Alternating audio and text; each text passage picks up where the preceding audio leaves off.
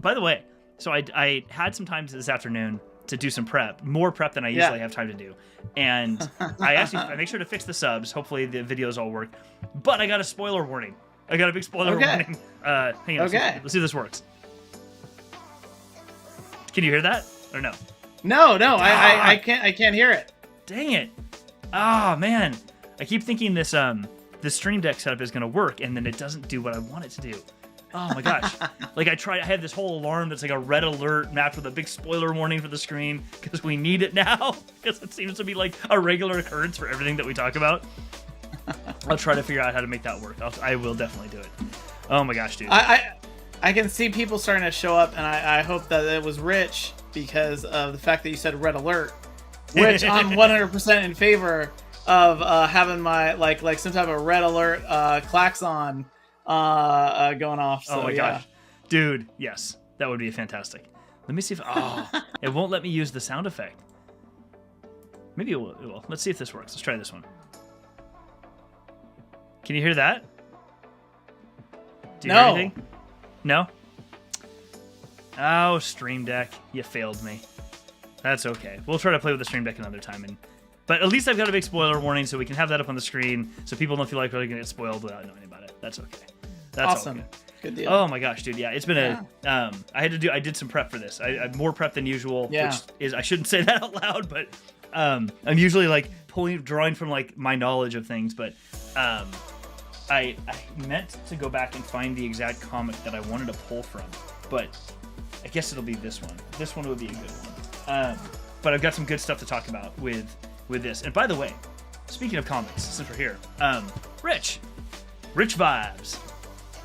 Rich. Hey, Rich. I'm listening to Rich Vibes. There. I'll redo my recording for you. How's that?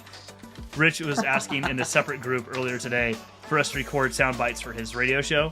And so a bunch of us recorded sound bites. Oh, right on. I should have sent it over to you so you could record one too. Oh, I'd be 100% happy to do that. Rich, should we get Ryan to do a sound bite for you? Would that be good? Yeah, I won't say any Star Trek stuff. Or I'll like just talk about like Will Wheaton. All we had to do, he wanted us to record I'm listening to Rich Vibes. And whatever voice you want to do. Oh. That's awesome. Total radio voice. But what I wanted to show you is, so this book I saw at my shop recently called Halcyon Legacy. It's a new series they're running. Mm-hmm. It is specifically about that new encounter at Disney World called Galactic Star Cruiser. Nice. So something that's interesting, I didn't realize this. So when I first heard of that encounter at Disney World, and it's supposed to be there's a big ship, and there's like an encounter on the ship, and there's like a hotel on the ship, and you can stay in it, and all this type of stuff. It's called, apparently the ship is actually called the Halcyon Legacy. That's the name of the ship.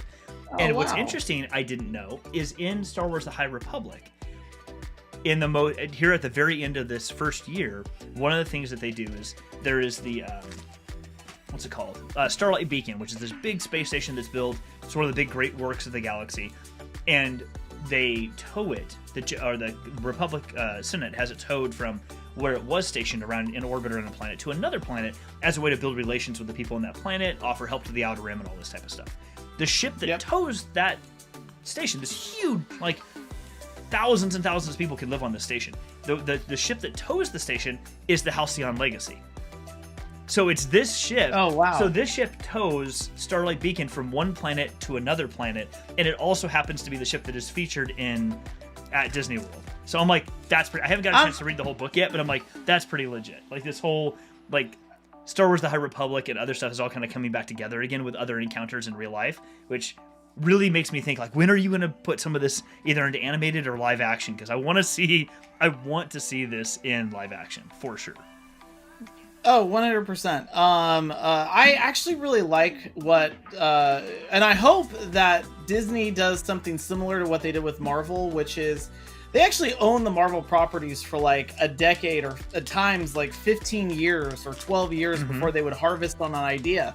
And I was talking about this with my own kids because they were like, oh, like, talk to me about Captain Marvel. Like, what was Captain Marvel like when you were a kid? Like, what were those comic books like? And I was like, oh, they were totally different because that was Ms. Marvel.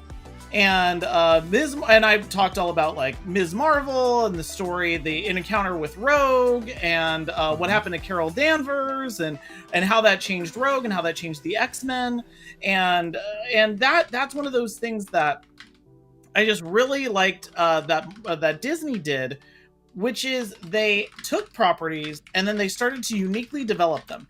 They created Captain Marvel, they created Kamala Khan, they added a little bit more on the Winter Soldier, they added more on Black Panther, and a little bit different continuity. Like Black Panther actually has like a crazy big history, and was married to Storm for a little while. Spoilers, but I love that they like developed those properties, and then 10 years later or 12 years later, we can see the shows and the events and all these things, like even what is obviously the setup for what I believe is Young Avengers. Yes. They're obviously getting ready for Young Avengers, and they've taken like the best bits of what is historically been West Coast Avengers, and mix that in with Young Avengers, mix that in with a lot of new stuff that's been coming out since Disney purchased the Marvel properties. And that's what I mean. Like, I think that'd be great if they did that with Star Wars, which is what you're talking about with the Halcyon Legacy. Yeah. Legacy and that comic book, and then what they're doing at Disney World. Like, I think that when you can have that type of embedded experience, that's awesome. Yeah, I totally agree. Watching and seeing how they're interweaving all these different storylines together, like in the most recent trailer and then TV spots for Doctor Strange and the Multiverse of Madness. Like, we are seeing all this stuff connect together. I mean, seeing Miss Marvel pop in one point in that trailer. I don't know if you saw it, but apparently they had some TV spots drop at the same time as the newest trailer that had totally different footage. Oh my gosh, it was like, it was. I mean, that movie alone is going to blow us all away, I'm sure. But more importantly, to what you were bringing up, is that to see all these characters develop out of these book-based stories and then put them onto the screen in some way, or even like in the What If series and animated, and see how they develop differently there or evolve differently there for those reasons is it's really interesting, and makes it really rich. It makes it kind of more enjoyable to participate in. Yeah, and I will say this, and I keep saying this and we talk about this a lot, but it is one of these things where I feel like a lot of people that own these types of properties, and I'm looking at you, Sony, a lot of people that own these types of properties, they want to eat their dessert first.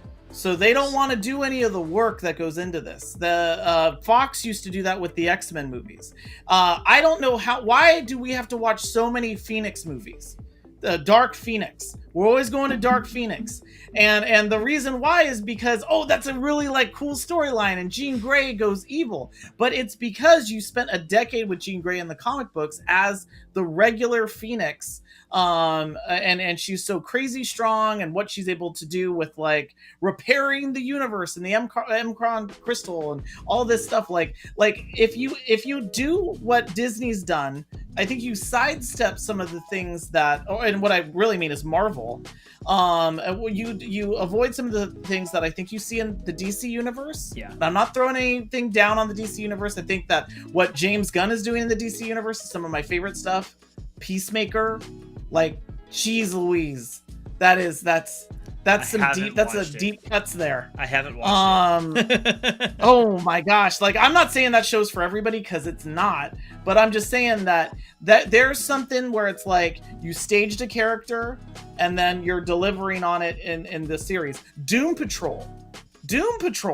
I mean, these are great series that DC comes out of DC. But this is what I mean. If you invest the time and you build up the characters, then it isn't like I just want to get to my dessert and let's just go to Venom.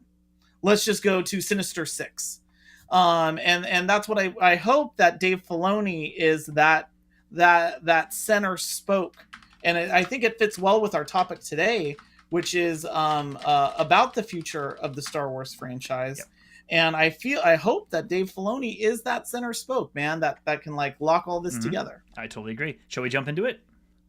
Let's do it.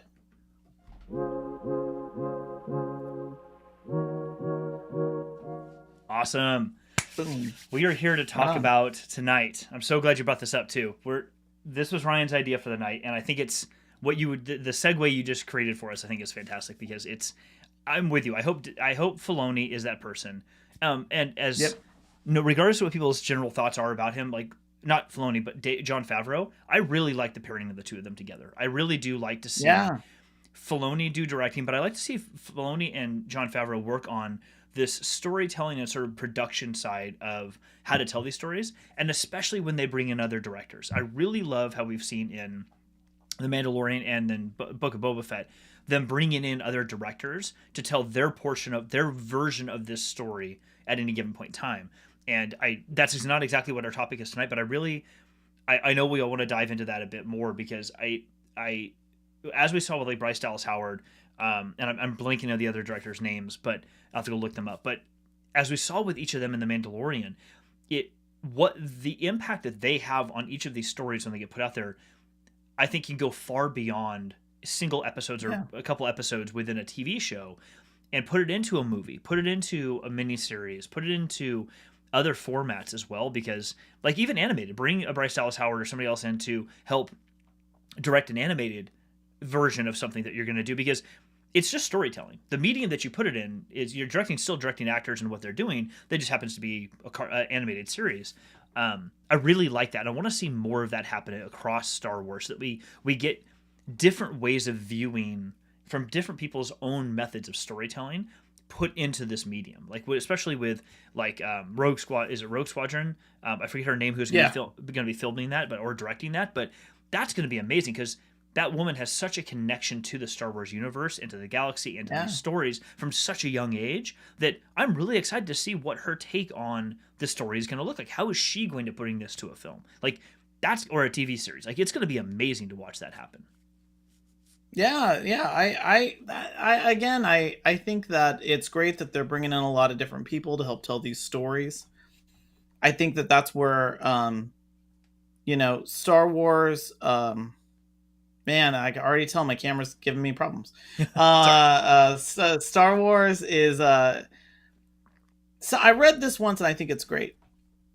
Star Wars is a great story about the things you don't know. That Star Wars is like a magic act, and it's all in the things that you're trying to, it's all in the things you're not showing. That's where the magic exists. It's all of the showmanship. And it's funny because you go and watch Star Wars, the original Star Wars, and you don't think twice about a character who's lying to you or lying to another character. You don't think about how, well, maybe Luke's dad isn't his dad. You don't think about any of that stuff. And it's because it's a slow burn. It's a slow reveal for a lot of things. And those reveals were done by different writers and different directors who stepped in. Like when Irvin Kershner came in, and I know we've talked about this in the past about Empire Strikes Back. Irvin Kershner's known for like The Big Chill. Like that's not a space opera. He's known for like, he's bringing in a lot of ideas, but the thing he brings in most is it's characters. It's characters that are able to engage with each other. And so he makes Empire Strikes Back a really character-driven story. Kazdan comes in and he's writing the script versus George Lucas, who's just providing the story. And then you get into the next level and the next level, and these new voices, whether it's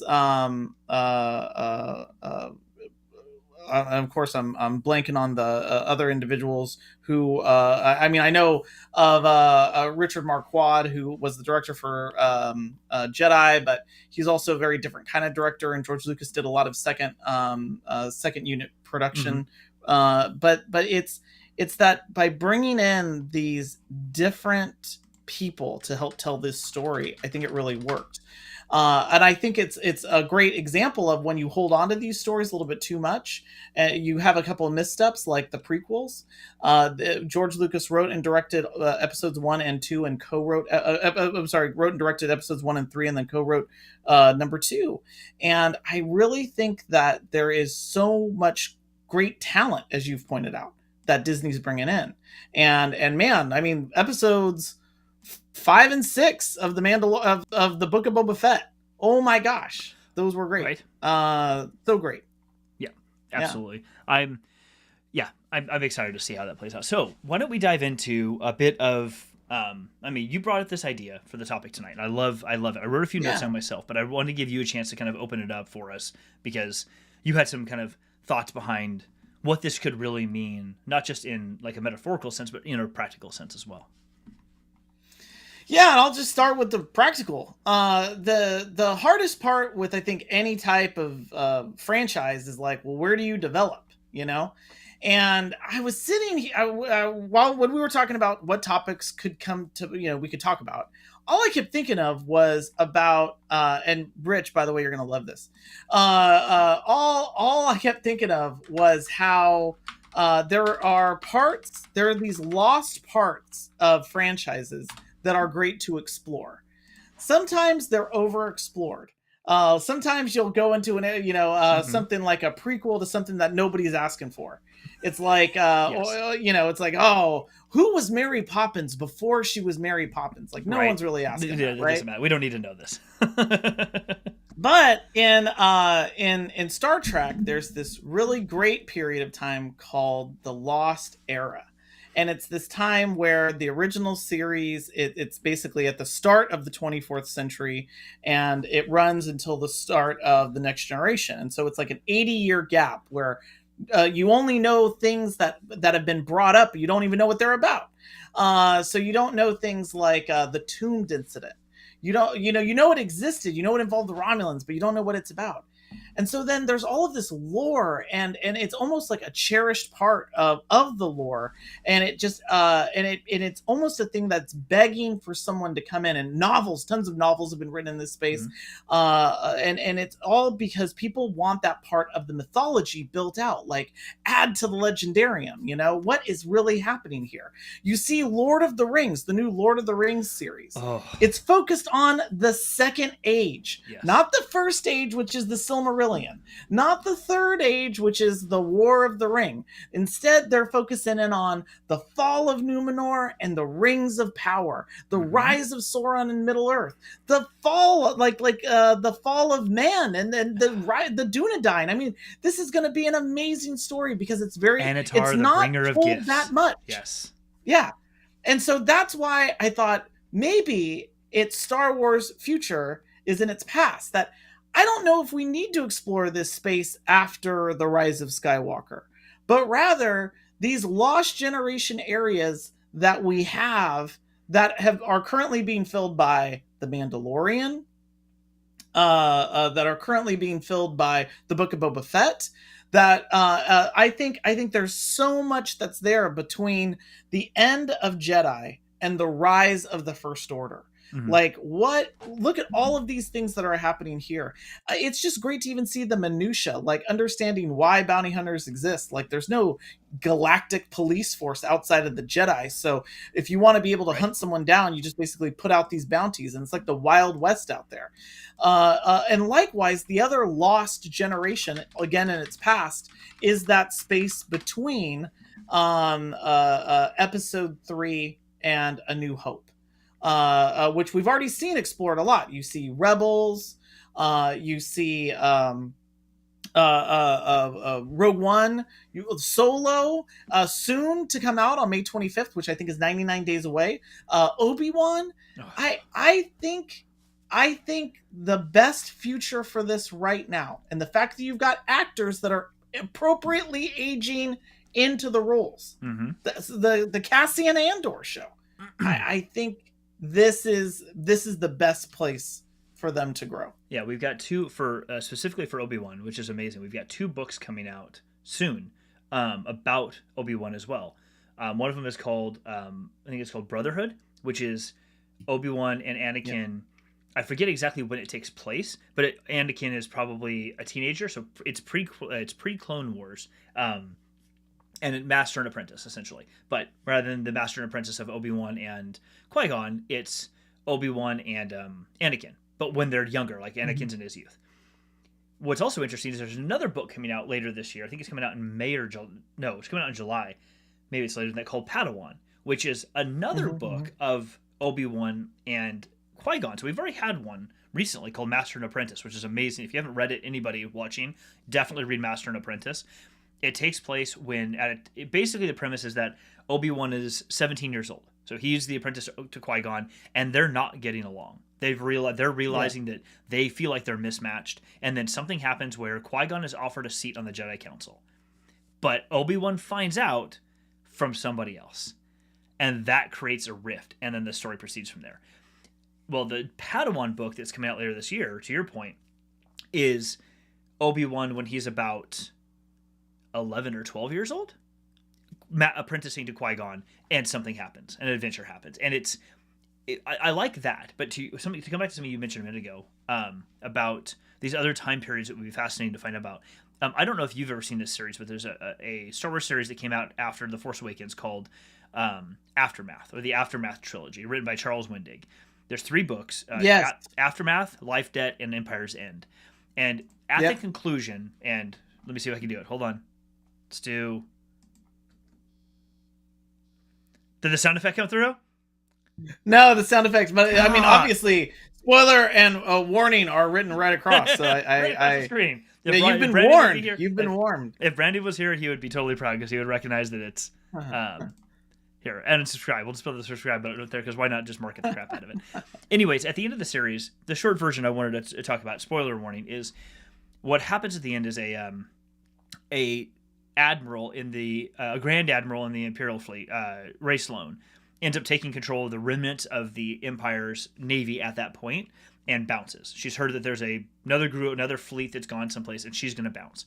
She's got the young what's his name? What is the character's name? Who sort of runs the First Order alongside Kylo Ren in the Force Awakens? What was that character's name? He's side by side. He's more of like the military lead. The guy who played by Don Holm Gleason. Yes. So that character, the guy who's I'm the spy. Exactly. Guy is a kid. Yeah. So at this point in life in Empire's End, he's a kid. His dad is the person that is taken, but everyone's looking to his son to be like the new face of whatever's happening. But they bounce out into wild space, or not unknown regions. They take off into the unknown regions to go disappear for a while and kind of rebuild and figure out what they're going to do. I would really love to learn more about that, because if they're going to the unknown regions, well, that's where the Chiss Ascendancy is, and that's where all these other, like the Grisk and all these other people that we've learned about in Thrawn books. What happened to them? How are they there? I mean, people who don't know this stuff wouldn't know that, like, how are they out there and no one would find them? And you'll learn when you read the Thrawn books that what we call unknown space, and what they refer to as the chaos. We are the most of the galaxy is lesser space to them. They refer to where they live as called the chaos, and it's so chaotic that you can't simply jump with hyperspace engines. You need a navigator who can basically connect to the Force to guide you through hyperspace, because otherwise you would just fly into stuff and it'd be destroyed. Nobody just stumbles upon other. There's no real connection between other planets in that area. Well, we want to learn more about that. Like, I want to hear about how did the Empire basically, the remnants hide there and become the First Order later, where no one could find them. How did that all play out? How did that happen?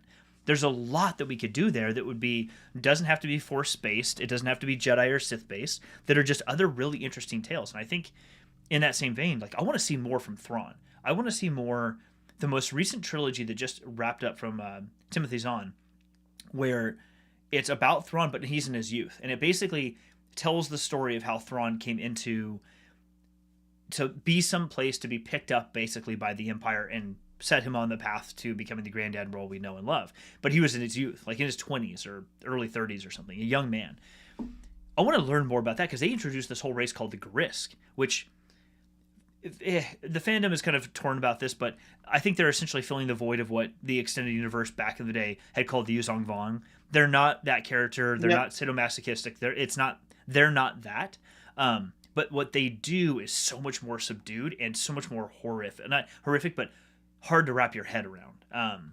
And so I would love to see more of that. I want to learn more about who they are. How do we combat them? What are they doing out there? What are all these other races that exist in the unknown region that we've never heard of? What are they doing? How does that play out? Like, what's the political battles that are going out there? I want to see more of those things, because we've never experienced that outside of Thrawn. So people's experience with that is just Thrawn, and everyone's torn. Like, he's either he is just evil because look what he does, or no, he's a mixed bag. This I'm on the side of like the dude's not evil. He just victim of circumstance. But yeah, there's a lot there that I think can be explored. A lot that can be explored. Yeah, that's kind of what I mean. Like, I actually think Star Wars needs that to reset. Mm-hmm. And this is the opposite of the advice that we were talking about, I think, last year when I was talking about Star Trek, where I was like, oh, Star Trek needs to go way out in the future. Like, it's because it's also dependent on like showing off technology that doesn't exist yet. So you got to go further out, because the stuff that we have now is more advanced than the stuff I saw in 1987. You know, mm-hmm. The Star Wars though needs, I think, a reset. And what I mean by that is not because of like a toxic fan base or anything, but because Star Wars has been producing so much content. By the way, I saw someone say, "Make it so, and this is the way." I feel like that's a T-shirt I need. The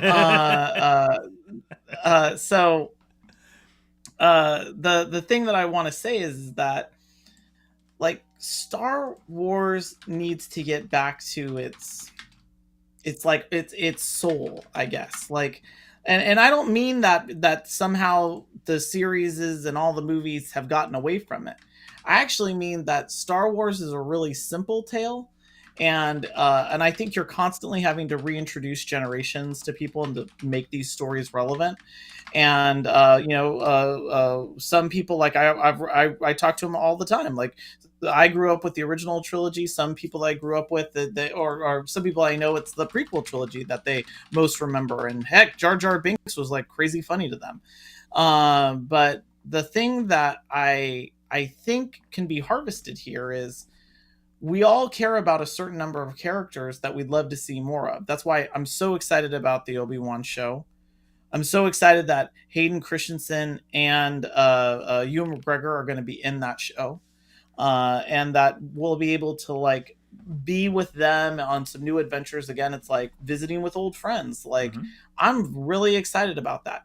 If anything, I would say, like, mine those caves, because there's just like so much gold there. There's so many great stories that can be told in the time between the fall of the Republic and the rise of the Empire, and the fall of the Empire and the rise of the First Order. Mm-hmm. There's so much that can be told there. There's so many great stories that can be that you can get into. So many amazing locations, like that Halo place that was in the Book of Boba Fett. Oh my gosh, like that felt. Even though I know, like, my first thought was like, oh wow, like, is Master Chief going to be there? That felt very Star Wars. That was like, oh, even like the way that the camera panned over it, the way that it looked like a miniature, that was great.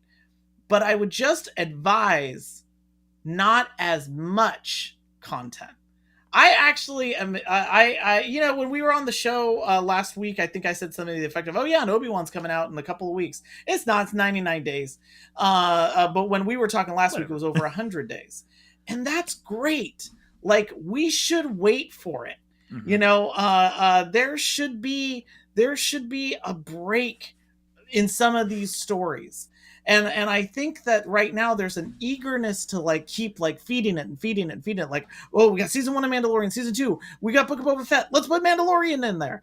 I actually think, yes, build out this area, but maybe we only need one series, over the course of a year. Well, something I love about what you just said is that I've heard that too, where people are like, oh my God, I just want these series to show because I want to see Obi-Wan on the screen, and I want to see Din again, and etc.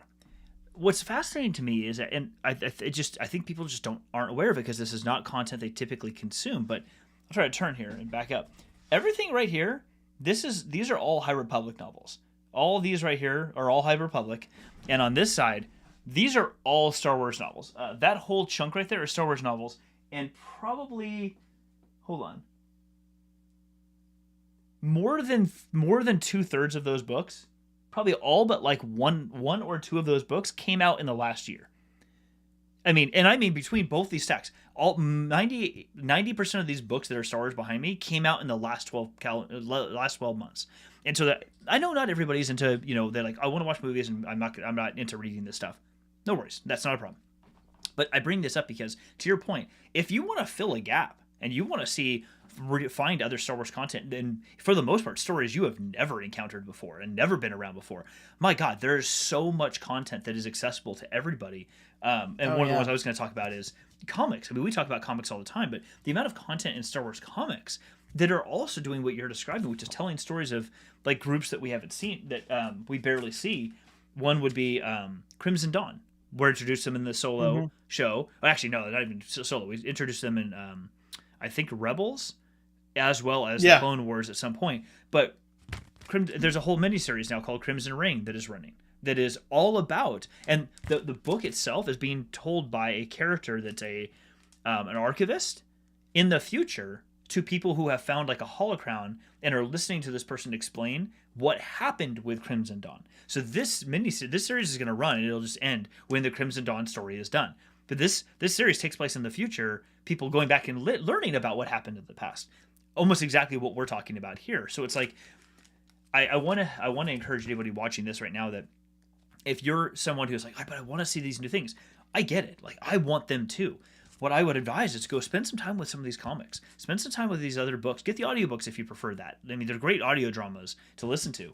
There's so much that will fill your mind that it will also open you up to all these other Star Wars stories, whether they're Jedi-based or not, that I think will really make people feel like, holy crap, there is so much more here that you can consume and enjoy, and will also help satiate you until Obi-Wan comes out, or these other books come out, or these other movies come out within the next year to 2 years. I think that's very doable if many more people would be willing to open up to, like, maybe I will read a Star Wars book. Maybe I don't really read fiction. I like watching the movies, but maybe I'll check that out. I think that could actually help quite a bit. Yeah, and this is where it's like, I completely agree. I think that there's a lot of things that are out there. If you were a fan in like the 90s before the prequels came out, I mean, I will say that you were living in the novels. Like, that's all that we had, like novels and video games. Like, you were playing Shadows in the Empire, and that told you like what happened between Empire and Jedi. The thing that I also think is by and I understand that I might be asking for something that maybe generationally this just isn't a thing anymore. Like, there seems to be like a high interest, like, we got to get content out. It's got to come out fast. People have a short attention span, but simultaneously, I'd rather have the time spent to make things as great as they can be. I don't want to have someone take like a big try at a Star Wars. Like, I want it to be the best shot. I want it to be something that is a fully developed idea. If you're thinking of it into a series, like, think about how that series ends. I think sometimes, and I think that happened with the Book of Boba Fett, and that's one of the reasons why, we were talking about some of the criticisms for the series. Like, we obviously liked it. We like Star Wars. We want to see more Star Wars. That's great. But I think that's a series right there that could have benefited from maybe 6 more months. Like 6 months of saying, maybe we don't have the right narrative structure to this. Maybe we watch this end to end. And I think time is a benefit when you're a storyteller. Yeah, I totally agree with you on that one. We've also talked a lot about the sequel trilogy, and we don't have to pick apart that or go like rehash our previous discussions about like what we like or don't like about the sequel trilogy. But the reason I call it out is you and I have both agreed several times that we personally would have loved to see Last Jedi be the end of it, not even a trilogy, just a duology, and be done. Great. You can end it right there. But I bring it back. I bring that example back up because, to your point, if whoever wanted to get new Star Wars sequel trilogy out had just said, maybe let's just hang on a sec. We're about to bring out this Force Awakens movie. Maybe we just take a step back for a second and say, what are these 3 movies going to be? What are these stories overarching going to look like? What story are we trying to bridge between all 3 of them, and cook on them for another year? Maybe go back and do some pickups, later on or something like that, or whatever it happens to be. Just go back and just bake on it for a little bit, because I think regardless of someone's opinion of every Marvel MCU movie that has come out, putting the opinion stuff aside, one thing that has been really great about the whole MCU is that it's not that Kevin Feige is just amazing. I'm not saying that, but you have somebody who's kind of at the center point, helping to guide, use your phrase, a narrative structure that exists across a whole family of different movies. Yes, different directors and producers and writers and developers and all of that stuff. Of course, they're the ones who put that story together and make it happen. But at the center of it, you have a small group of people that are sitting back saying, we want you to give us this, but we are still going to kind of double check this against what we're trying, the stories overarching that we're trying to tell here, and does this really fit in its current form with that? If it doesn't, then let's go back and have a conversation about how can we tune it a little bit to make sure that they all work together. And I think that the sequel trilogy, that's something it could have been, that's a place where it could have benefited from that, was just go back and think about this for a little bit longer. Just not have to be very long, like 5-6 months or something, and just what could have been done differently. I love the movies. Anybody out there, and I don't care what part of the fandom hears it, like, I love The Last Jedi. It's one of my favorite movies. I absolutely love it. It ends perfectly. It's just a beautiful movie. I know there's a lot of controversy about that, but I think that if all three of them had been looked at just a little differently, you could have taken an Adam Grant phrase to think again, or just rethink them for a moment or two and just say, is there anything here that maybe we could have tuned up a little bit or just tweaked a little bit? I think we would have gotten potentially a very different series that may not have stirred up quite as many, negative feels by so many people.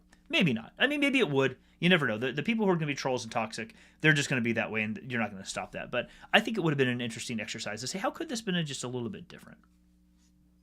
Yeah, I think that this is like great. Give it some time, and then you can actually really experiment. Like, there was the Star Wars Visions, which we haven't really been able to talk that much about. I still think that that was a really good experiment. Yeah. But there's a lot of really fun experiments. And I feel like because the best area to experiment is with some of your existing properties. And they have some existing properties. I'm obviously very excited about the Obi-Wan show and the fact that many of the actors are coming back. They even got like Joel Edgerton and Bonnie Plies, I believe her name is, who played Uncle Owen and Aunt Beru. Yes. I mean, this is going to be great. I'm really excited about this. Because there's also a part of me that's kind of hopeful that Obi-Wan's lied to them too. Mm-hmm.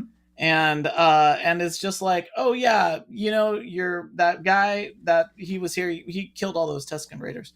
Well, actually, he was killed in the war, and it's just really kind of like a sad. I don't know. These are things that are going to be fun to explore. So I want to see that kind of stuff. But I think it's like. I think that you could do a lot of like fun plays in the past, not just like tell stories that we haven't heard. Like I would really like to see a little bit, like even if there was time that we could spend with Yoda. I mean, gosh, Frank Oz is still around. God, save Frank Oz.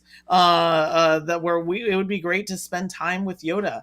It would be great to see what those things were. But a thing that I love that Marvel does, and we already were talking about this, is the what if stories. Oh my gosh. And I always thought, yes. What would be really fun is if you actually had, like, you remember the kid in The Last Jedi, and he's telling the story of Luke Skywalker, and I would love to hear in that universe someone trying to relay the story of what happened but get it wrong, and let us see what would happen if it was wrong. Like, instead of, oh yes, and then this boy grew up on a desert planet and is trained to be a Jedi and Darth Vader is his father, what if this person got that story wrong, and it's like, oh no, it's Leia. And because it's someone telling the story wrong, you can even have different actors play those roles. A young Leia having to meet Obi-Wan Kenobi, or having some of these parts wrong. I think it'd be a great way to introduce the what if way of telling a Star Wars story. And what ifs have been all over Star Wars since its inception. Yeah. Like with there have been non-canon and canon stories. There have been things that have been in video games, like Luke falling to the dark side, or Leia being the Jedi that has to fight the Dark Apprentice in the Force Unleashed series. There are a lot of really cool things that have happened, but I really think when I talk about Star Wars future and its past, I feel like the best gold mine that they could go into is that space between Jedi and the sequel trilogy, because I would love to see people finding their way, and again, this doesn't have to be the full wizard stuff, but people finding their way in the Force, like Kyle Katarn in the Jedi Knight series or Dark Forces series. I would love for them to spend the time or there. Starkiller for that that's where you Yeah, exactly. That's where you get like Thrawn. You get a lot of things that are already there. You're already gonna have an Ahsoka show, which is great. That's a great property to be able, and a great character, by the way. Hayden Christensen's gonna be in that show too. Hayden Christensen, man, I mean, he's paying his bills. But the thing that I really mean is that you could experiment, you could come up with new shows, and you could take small risks because they're known properties. Right. And then after you're done doing that, simultaneously, someone should be working out what happens in the future. What's this far off future of a new Jedi Order? That's what I'd like to see. Yeah. There's actually on the vein of what you were talking about, the kind of the what if, not what if, but kind of like these other stories. There is actually a book, I have it, called they did this for The Force Awakens, and they did this for The Last Jedi. I think they did it for Rise of Skywalker too, where they did Journey to Star Wars, the last Jedi. They did it for The Force Awakens, like the year or 15 months before the movie came out. They were releasing books as like to get you prepped for this like new movie. One of the books that came out was called Journey to Star Wars, The Last Jedi: The Legends of Luke Skywalker, and it's literally people telling stories of like, well, I heard that Luke Skywalker, blah blah blah blah blah, and there's like 3 of them. I think 3 of these stories, and it turns out Luke Skywalker's actually there, or walks in the room at one point. And then they don't make it the story. They don't make it a big thing that it's Luke Skywalker, but they tell stories of what they heard about Luke Skywalker doing something, and it's fascinating because it's exactly what you described. It's like, this is when you have so few people in the or people like him in the galaxy, and others hear about it. How do those stories get blown up? What do they sound like? Who's talking about them? What do they mean to normal people who just have nothing to do with all these other things, these galactic politics? They're just at their bar hanging out or working on the farm someplace and what have you. And yes, Michael, I see. Yes, more cowbell. Star Wars needs more cowbell. You heard that he plays the cowbell? I mean, he's got a fever. He's got a fever. The only prescription, and it can only more be cowbell. Yeah, more cowbell. I wanted to. By the way, like Luke Skywalker's from Modesto, so he definitely knows what cowbell is. Exactly. Exactly. I wanted to bring up that kind of in a more practical, not practical, a more tangible sense, because it's actually being done right now. So everyone knows I'm a huge fan of the High Republic. This series, this is the last book of this run called Trail of Shadows. I won't give away the gory details, but there is a thread they've been tugging at in this first year of the High Republic, where the Nihil, which are these space pirates, I'm oversimplifying because they're not just space pirates, it's more than that, but let's just go with that. They've released a creature, or they're using a creature that literally it feeds off of the Force. It's a physical creature that feeds off of the Force. We don't see it. You actually get a peek of it in here. I don't really want to spoil that for people, but what's interesting is that thinking of the past, like in a very literal sense, the High Republic takes place about 200 years or so before the Phantom Menace. And in that, this has been this first year. Phase 2, this next year, takes place apparently another 150 years in the past beyond that. So it's a whole other time period they're going to come up with. But what's interesting about this is, in this particular story, these two pages and these panels, we have a character right here. His name is Emmerich. He's a Jedi, and he is a investigator. Like, he's known to investigate things. And you see a person next to him over here. He's actually hallucinating. So the person that you see, which is right up here, this woman in this panel up here, that's what he's seeing right now. And the reason he's seeing it is this particular creature, actually down here, to him, it kind of looks like a ricotta. If you notice that, almost has a look of like a ricotta. And he's grunting. What's happening is this creature, someone calls like the Leveler is the nickname that is given.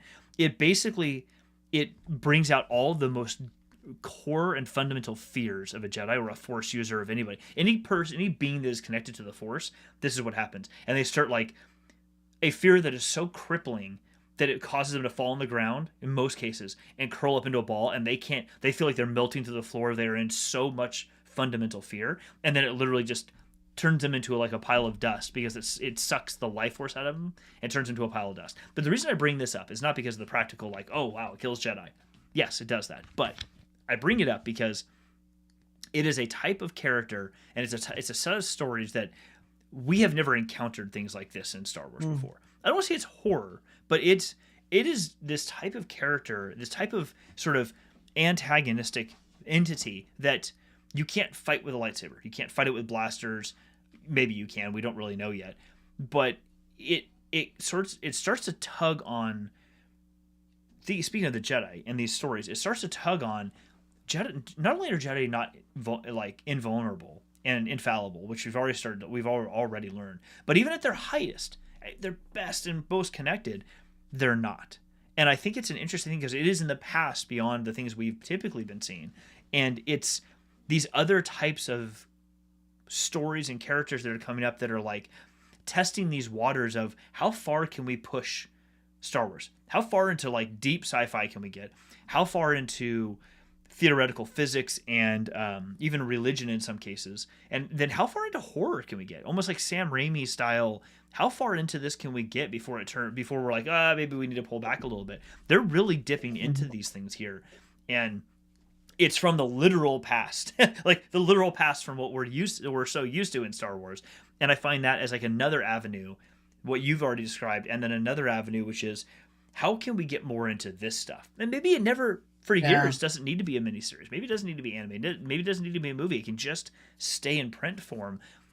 How do we get more into the literal past in Star Wars, hundreds of years and beyond? I don't mean go back to the Old Republic because there's too much. I think there's just too much emotion connected to the Old Republic for now. Maybe some point, but I think it's just there's too much fandom stuff that's connected to that. I like the idea of this because it gives these authors a chance to bring out stories and emotions that are almost George R.R. Martin-esque, where like you're going to lose your darlings and it's going to happen fast and happen all the time. Like you can't stay connected to any of these characters because wherever the story needs to go is where it's going to go. We've already lost so many characters that we loved in the first year. Like Lord Eddard Stark has died basically 9 times over in this first year. Like characters that we loved that much. You're like, wait, what? No, how, what? But it's great because it's testing the waters of what Star Wars I think can become.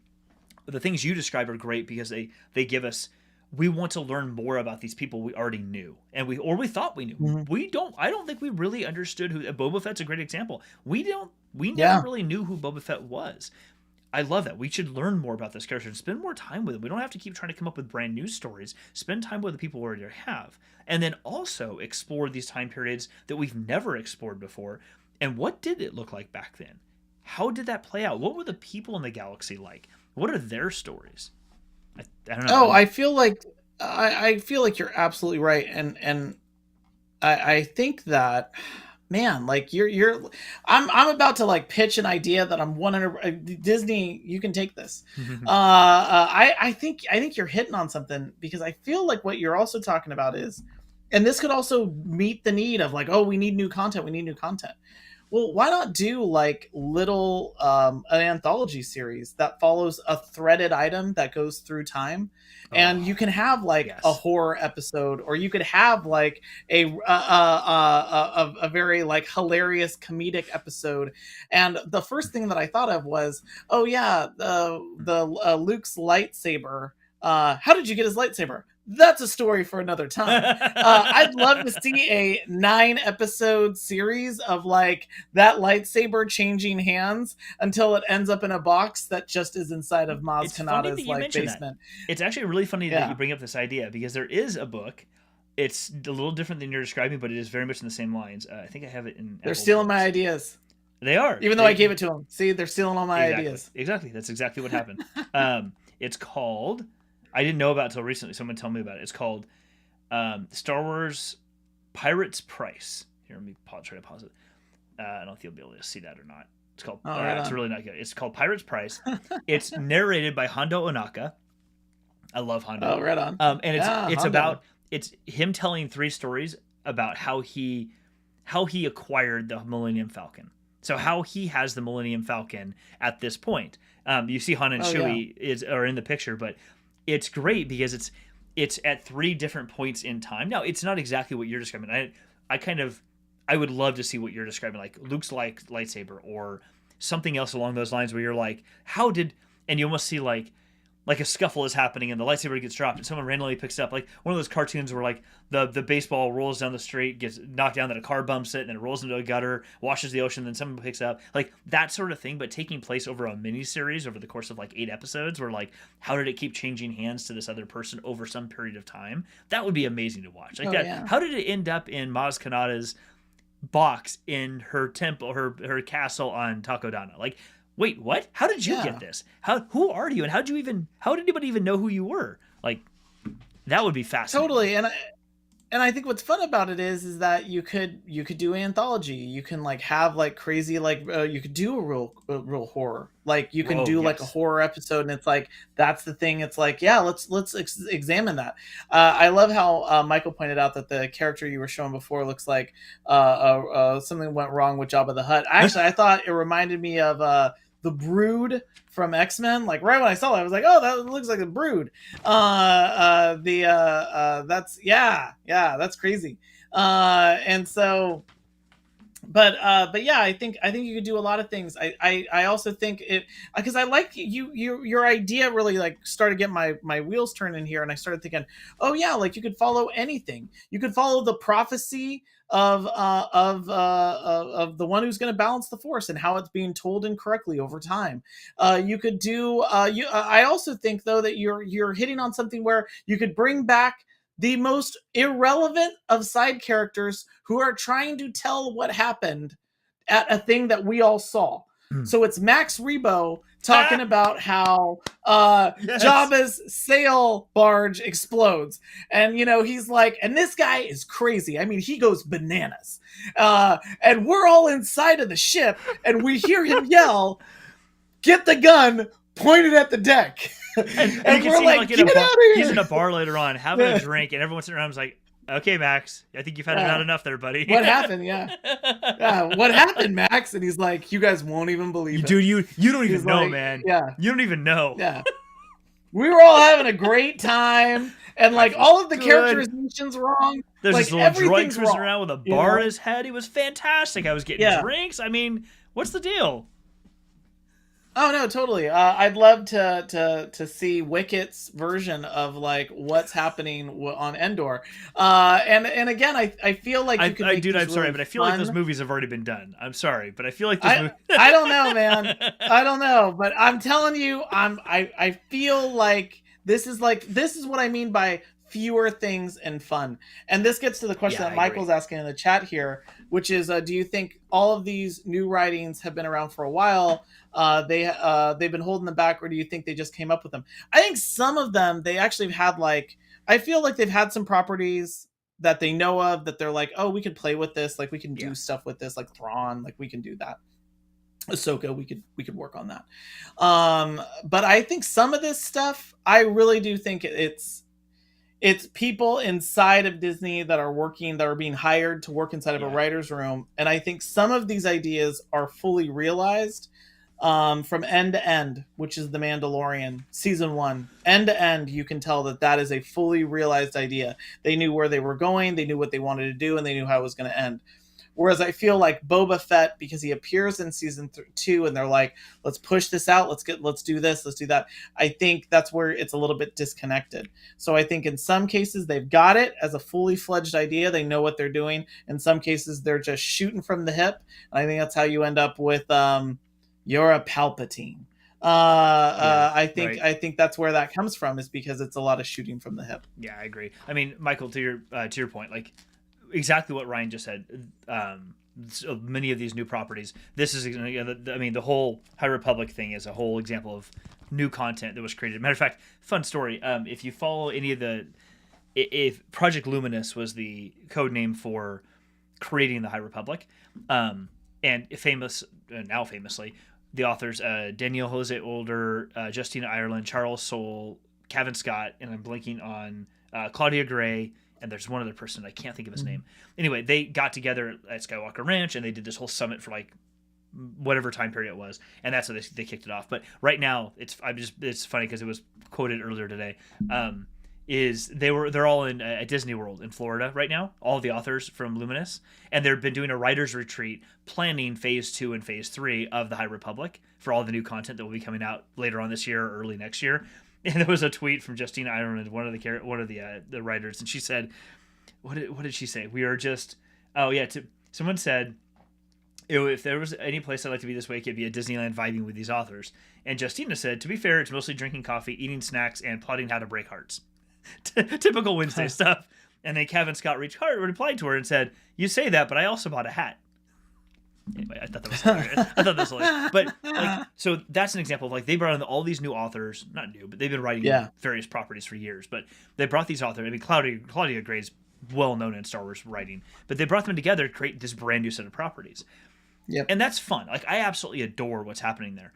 I really though want to hone in on what you said though, which is I really want to see more of the people and the places that we've already either touched on or learned about a lot, but we don't actually know that well. We think we know them well. Obi-Wan's a great example of this. We think we know him well. Yeah, he's an unknown. He's totally an empty book. As much as you were like, oh no, we saw a ton of him. And it's like, we know he loves democracy. Yes. There's actually a ton of stuff that we don't know about him.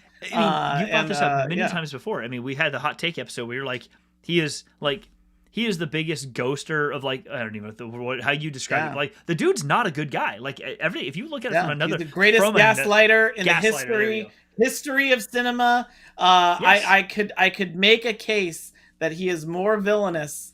Darth Vader only ever tells Luke the truth, and everybody around him only ever tells him lies. And Obi-Wan or doesn't tell him the full truth. And Obi-Wan is one of the main culprits, and that's something I absolutely love. Is like why I want to learn more about how that happened, how he became, because you're right, Darth Vader, it's not that he's not interesting to me, but he's kind of one-dimensional to me at this point. Even the books we get, he does some interesting stuff, some things happen with him, but I want to follow Doc Aphra. Like, I want to spend more time with Doc Aphra. Like, I put her 100%. In a series. Oh my God. Make an R-rated series on Netflix or someplace where we can get Doc Aphra that can just be the character she is and interact with Vader and Uchi of Bestoon and half a dozen other people that she's regularly interacting with and screwing over and doing the things that she's going to do. Like, I want to see more of these characters weaving their way through the galaxy that you never see before, because these characters are everywhere. Like, Doc Aphra is weaving her way through all of these different events.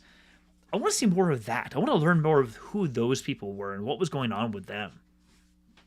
Yeah, and I should say that that's what I mean by the Star Wars futures in its past is that that's the era to build in. It's just like with the lost era in Star Trek. It's like we don't need a young Picard show, but we can get like a really cool show that's happening in that period of time. And if you overmine the area like what they did in Star Trek, where they're like overmining the original series era, the 23rd century era, it's too much. It's too much. We're choking it, and then they'll race back to the properties to like try to save it. Then they're like, oh, let's bring in people. But I really feel like you can do things with characters that you've never really explored, like Obi-Wan. But to your point, I don't need anything more on Darth Vader. I don't need a young Darth Vader show. I'll take Hayden Christensen as a side character in these other series. Or again, I am 100% okay if it's like a what if series, or it's someone trying to tell the story of what happened. And again, you could recast Luke Skywalker, Han Solo, all these characters, because it's Max Rebo talking about what happened on Jabba's sail barge, and he is an unreliable narrator. He can just be like, I was just playing the piano. I would almost love what you just said. No, Michael, I'll get to your comment here in a second, but Ryan, what you just said, I would love to see, now that we've got a new actor playing Solo, I would love to see, instead of like another movie, I would love to basically see a series, like an 8-episode series, where he does the combination of your other idea about Luke's lightsaber, where he basically, him and Chewie are like on their adventures, and they randomly show up someplace and they go grab a pint at a bar someplace because they're like, oh, we're going to hide away from the Empire. And they end up talking to somebody and then telling the story. And like, oh yeah, that Yeah. one time that I was doing the thing and the stuff, and we were on the job on Kessel or whatever, and they tell it, and people are like, "You're lying." No, I'm not. Yeah. What do you mean? I totally did it in 12 parsecs. Like, and we see that, and then, oh crap, we gotta go, and they bounce, and then the next time we see them, maybe like a week later, or 2 months later, or a year later, at some other thing, and they're coming out of a scuffle or a game, and they sit at a bar or with people, and they tell a story. They're repairing the ship, and someone walks by, and they just end up getting chatting, and you get them telling stories, get Solo telling stories to the audience about things he's encountered, which are embellished, but that makes it fun. That makes it really interesting because you're like hearing it from his perspective. Everything's this way from a certain point of view. Like make it from a certain point of view. Like that would be, to me, that would be that would be a lot of fun. There's your series right there. Yeah. There's our version. There's the Star Wars version of What If. No, from a certain point of view. Yeah, exactly. From a certain point of view. And it's all these what if stories of people talking about how an event went, but they're getting it wrong. And or maybe they're getting it right, and we've always gotten the wrong story of it. Truth's in the eye of the beholder. Exactly, Michael. You're right. I think you are our Padawan for the evening. That's exactly. Yes, yeah, Mike. Yeah, thank you so much for you're asking really good questions. That last one was good. Yeah, that was awesome. What would be? Yeah. Okay, that might be a whole. Let's see here. What direction do you think the storyline would have gone if Obi-Wan had not died? Oh, that's a good question. Originally he wasn't going to die. He was going to live in the original draft of that. He was living, and it's Alec Guinness who was like, "Nope, I do not want to be back in these movies. Kill me off." And then what happened? That actually created the need to make Yoda. Because of that, and I actually think that's great because of two reasons. One, it forces Luke's got to lose something to gain something, and he loses Obi-Wan, he loses a mentor, and so that's great. It adds to the legendarium with the if you strike me down, I'll become more powerful than you could possibly imagine. And it's the thing that I always liked, which is there's an old phrase: heroes don't die, they just fade away. And I loved seeing I loved that literally with Obi-Wan, that he just fades away. Yeah, that was my favorite sort of death scene anywhere in Star Wars when that happens with Obi-Wan. The acceptance and just letting it all go. Like, it was, to your point, like the guy was a gaslighter, but that scene right there was it was a very redeeming quality, because he's like it redeeming in the sense of this is what the Jedi is supposed to be. Is somebody who realizes not that he's going to be more powerful, but because that was really more of in my mind, really more of a manipulation of Vader, like make him start questioning things that he has never had to question before because he's such an automaton at this point, or behaves that way. But the fact that he's like, you know what, I'm just going to let this go, and then he instantly becomes one with the Force. Like, that's what Jedi were supposed to be about, is letting go of that attachment, knowing things are going to continue, and you just move on. But there's other problematic stuff with Obi-Wan at that point. They're just no, totally. I mean, he is a gaslighter of Skywalkers then. Oh yeah. I will say he gives kind of a smirk at Luke, like, "Hey man, watch this." And no warning. There's no warning. Like, he could easily be on the ship and say, "Hey, by the way, if I go down while we're on the Death Star, I'm going to fade away because I'm going to disappear into the Force, but we're still cool. Don't worry about it. Like, don't panic and start crying on the Millennium Falcon. It'll be fine, man. Don't worry about it. I got you. I got you. I'll be around. We'll talk. I left you some holovids. It'll be fine. Don't even worry about it. I left you a hologram with some voicemails. We'll come back later on to catch up on this. Well, I know that we're over the top of the hour, but I did want to say that I know a lot of people have really enjoyed us coming in and doing reviews of the Book of Boba Fett. It seemed like I know we got a lot of feedback on that. Jeff, I know we're planning on doing that for Obi-Wan, and it'd be great if you have comments. We're happy to also jump in on that on a particular series or Star Wars property. If there's something where it's like, hey, like, we really liked how you guys went in depth on the Book of Boba Fett. If there's something else that you'd like us to do that with, let us know in the comments, because we're happy to come in. And we did, just like with Boba Fett, we're going to do it with Obi-Wan. We're going to watch every episode. That week, we're going to talk about it, and we're going to do letter grades as well. Yeah. So yeah, like let us know what else. And if you want to hear more about our opinions on the Book of Boba Fett, or where we think season 3 of The Mandalorian's going to go, let us know. We've got a lot to say about that. Absolutely. And also, I've been thinking about maybe when Obi-Wan drops, maybe we even look at doing some watch parties, pick some platforms and do some watch parties with folks. I'm all about that. That could be a lot of fun. We could do some joint watch parties, live commentary. That could be, I don't know, that could be kind of interesting. We'll see. Yeah, let us know your thoughts. Reach out to us. Obviously, we have all of the that's on that side. All of the LinkedIn and Facebook and Twitter and everything else. Subscribe. Yeah, please let us know what. Let us know if you would like to do that, because we are all about being able to watch those shows live, but then also, man, like live commentary. And Jeff knows, like the last time we were doing this, these are still my notes. These are still my notes from the Mandalorian. And you know what? The Book of Boba Fett. We didn't even get into all of it. No, we've got so much more to go through. I could spend another half hour talking about that spin move that we talked about last week and is now exploded all over the internet on the spin guy. Gosh. We got more. And Derek, I'm glad you like the idea of the watch party. We'll definitely put that on the list of something to consider. Right on. Yeah, right on. This has been awesome, Ryan, Michael, Derek, Rich, everybody. Thanks for being here tonight. We appreciate it. Add more comments and questions, and we will catch you next week. Right on. Thanks, everybody. See you, everybody.